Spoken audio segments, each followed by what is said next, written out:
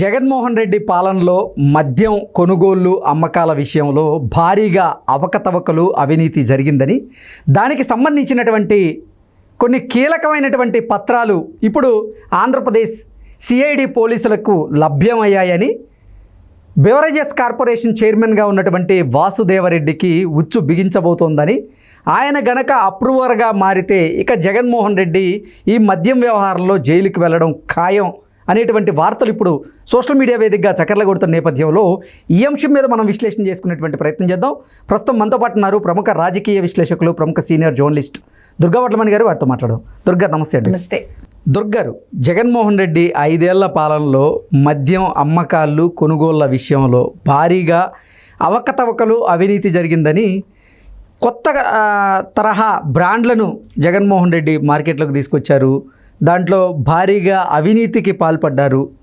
అప్పుడు చేసినటువంటి అవినీతికి సంబంధించినటువంటి కొన్ని కీలకమైనటువంటి ఆధారాలు ఇప్పుడు సిఐడికి దొరికినట్లుగా, అలాగే వారు డేటాని కూడా రికవరీ చేస్తున్నట్లుగా కొన్ని వార్తలు అయితే వస్తున్నాయి. ఈ వార్తల్లో వాస్తవం ఉందా? ఒకవేళ గనక నిజంగా జగన్మోహన్ రెడ్డి పాలనలో మద్యం అమ్మకాలు కొనుగోలు గనక భారీగా అవకతవకలు అవినీతికి గనక జరిగి ఉంటే బెవరేజెస్ కార్పొరేషన్ చైర్మన్గా ఉన్న వాసుదేవరెడ్డికి ఉచ్చు బిగించే అవకాశం ఉందా? ఆయన అప్రూవర్గా మారితే జగన్మోహన్ రెడ్డి జైలుకి వెళ్ళడం ఖాయమా అంటే ఏం చెప్తారు? ఏమండి, ఇంకా అనుమానమా మీకు? ఇన్ని రకాల కుంభకోణాల్లో ఇదో పెద్ద కుంభకోణం.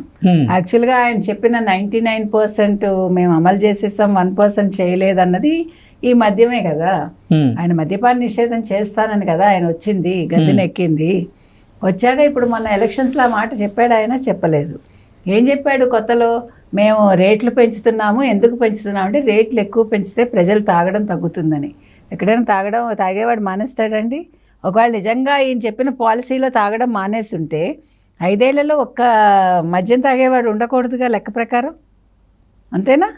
ఈ పాటికి ఇప్పుడు అందరూ మానేసి ఉండాలి కదా. ఈయన చెప్పిన ఒకవేళ ఆ విధానాన్ని అందరూ కూడా అమలుపరిచి ఉంటే ఈరోజు అసలు మద్యం దుకాణాలు ఎందుకు ఇంకా? కాబట్టి ఈయన మద్యం కుంభకోణం మామూలుది కాదండి.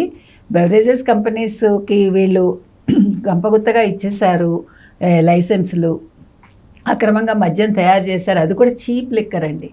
ఎక్కడెక్కడ బ్రాండ్స్, ప్రెసిడెంట్ మెడలు, ఏంటండి ఆ పేర్లు కూడా. అసలు ఎంత అన్యాయం కదా. అసలు పేర్ల మీద ముందు ఎవడైనా అసలు కోర్టుకు వెళ్ళాలి. ఎందుకంటే కించపరిచే విధానం అవన్నీ, ఆ పేర్లన్నీ ఇంచుమించు అలాగే ఉన్నాయటండి. ఎందుకంటే మనకు తెలియదు కదా, మనకు తెలియదు. ఈ ప్రెసిడెంట్ మెడల్ ఒకటే నేను విన్నాను.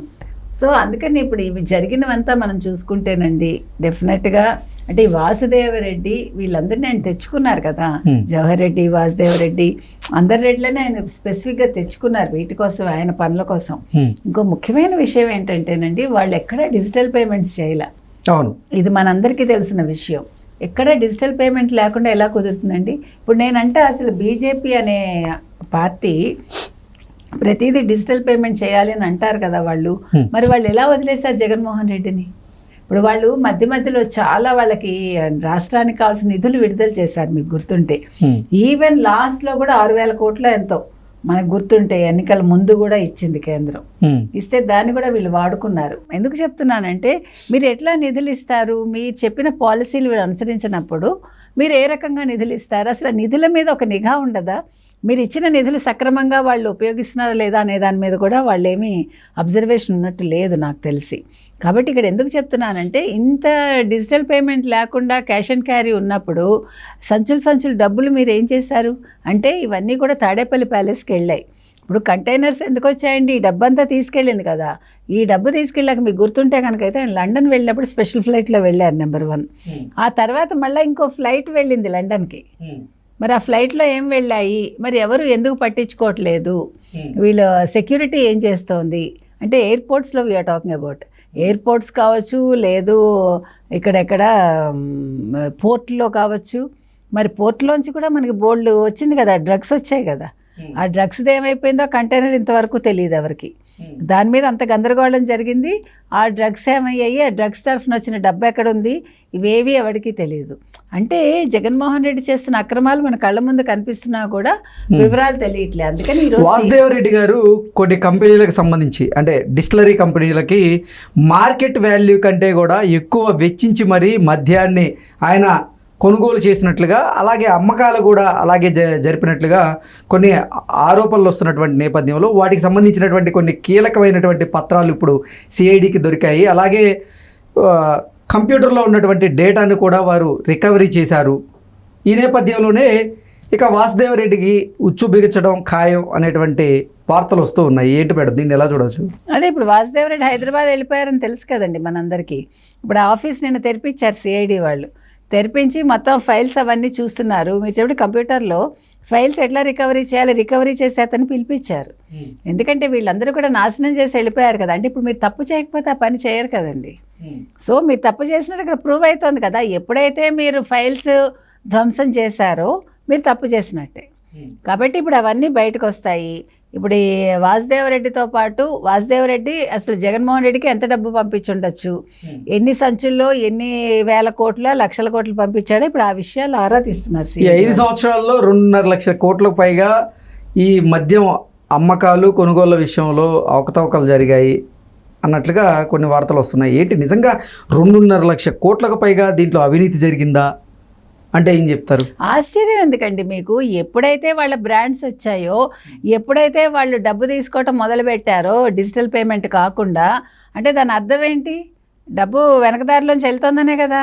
నెంబర్ 1. నెంబర్ 2, మీరు చెప్పినట్టుగా ఇన్ని సంవత్సరాలు 5 సంవత్సరాలండి, 1, 2 కాదు ఏకంగా. అంటే వీళ్ళు ప్రాణాలతో చెలగాటం ఆడారు. ఇందాక మీరు అన్నారు చూడండి, ఎక్కువ డబ్బు ఇచ్చి కొన్నారు. వాళ్ళకి కావాల్సిన కంపెనీలకి ఎక్కువ మొత్తంలో డబ్బు చెల్లించి వాళ్ళు కొన్నారు. అంటే ఆ కంపెనీలు ఎంత పే చేశాయి? అంటే మార్కెట్ వాల్యూ కంటే కూడా ఎక్కువగా పే చేస్తే రానున్న రోజుల్లో వాళ్ళకి ఇబ్బందులు తప్పవని తెలుసు కదా. మరి ఎందుకు అటువంటి తప్పిదాన్ని చేసి ఉంటారు? అంటే ఇంకో టర్మ్ వచ్చేస్తాను అనుకున్నాడు కదా ఆయన. ఇప్పుడు ఆయన ఓడిపోతాను అనుకోలేదు నేను, అందుకే కదా హిమాలయాలకు వెళ్ళిపోదాం అనుకున్నాను అన్నాడు ఆయన. ఆయన ఊహించిన షాక్ అన్నమాట ఇది. ప్రజలు ఏ రకంగా ఉన్నారో నాడి ఎవ్వడు కనుక్కోలేకపోయారండి ఈసారి. ప్రజలు కూడా కామ్గా ఓటేశారు, నిశ్శబ్దంగా వేసేశారు. వాళ్ళు డిసైడ్ అయిపోయారు ఈ జగన్మోహన్ రెడ్డి వేస్ట్ అని. వాళ్ళకి అర్థమైంది ఈయన సంక్షేమాలు ఇస్తాడు తప్ప మన్ని తినేస్తాడు ఈయన, మనవన్నీ మన అభివృద్ధి అని చెప్పి మనకు అభివృద్ధి చేయడు, ఈయన దోచుకుంటున్నాడు అనేది వాళ్ళకి అర్థమైంది. జగన్మోహన్ రెడ్డి వ్యవహారంలో వాసుదేవరెడ్డి అప్రూవర్గా మారారు, జరిగిన వాస్తవాలను సిఐడి దృష్టికి తీసుకొచ్చేశారు, చెప్పేశారు అంటూ కూడా కొన్ని వార్తలు వస్తున్న నేపథ్యంలో ఏంటి జగన్మోహన్ రెడ్డి గారికి ఇక ఇబ్బందులు తప్పవా ఈ మద్యం వ్యవహారంలో అంటే ఏం చెప్తారు? డెఫినెట్గా అండి, తప్పు చేసిన వాడు ఎప్పటికైనా జైలుకి వెళ్లాల్సిందే. ఎవడైనా సరే, అది ప్రైమ్ మినిస్టర్ అయినా సరే, చీఫ్ మినిస్టర్ అయినా సరే, గవర్నర్ అయినా సరే, మామూలు ఎమ్మెల్యే అయినా సరే, ఎంపీ అయినా సరే. మామూలు మనుషులు మీరు పంపించట్లే, కొట్టి తిట్టి తీసుకెళ్ళటల్లా, మరి దిగొచ్చారు వీళ్ళందరూ. మీరంటే పోలీసులు వ్యవస్థ నేను అనేది. సో కాబట్టి మీరంటే మీరు కాదు, ఆ రకంగా ఉన్నప్పుడు వ్యవస్థలో ఎవరైనా ఒకటేనండి. న్యాయస్థానం ముందు అందరూ ఒకటే, చట్టం ముందు అందరూ ఒకటే. కాబట్టి జగన్మోహన్ రెడ్డి జైలుకి వెళ్ళినా ఆశ్చర్యపోక్కర్లేదు. ఆయన జైలుకి వెళ్ళడం ఆయన కొత్త కాదు, తప్పించుకుని తిరిగాడు. అంటే మద్యం వల్ల జగన్మోహన్ రెడ్డికి తిప్పలు తప్పదా? తిప్పలే ఉంది, ఆయన తెచ్చుకునే తిప్పలండి. ఇప్పుడు మనిషికి అత్యాశ పనికిరాదు. దోచుకుందాం అనుకున్నాడు, దోచుకున్నాడు. ఇప్పుడు నువ్వు దోచుకున్నది, నువ్వు దాచుకున్నది బయటకు తీస్తామని వీళ్ళు అంటున్నారు, సిబిఐ వాళ్ళు. సో సిఐడి వాళ్ళు, సిబిఐనా సిఐడి, సారీ, ఈయన దాచుకున్నది మేము బయటకు తీస్తామంటున్నారు సిఐడి వాళ్ళు. సో రానివ్వండి, ప్రజల సొమ్ము ప్రజలకే వెళ్తుంది, ఖజానాకే వెళ్తుంది. ప్రజలకి ఒక మంచి మార్గంలో ఆ డబ్బు చేరితే మంచిదే.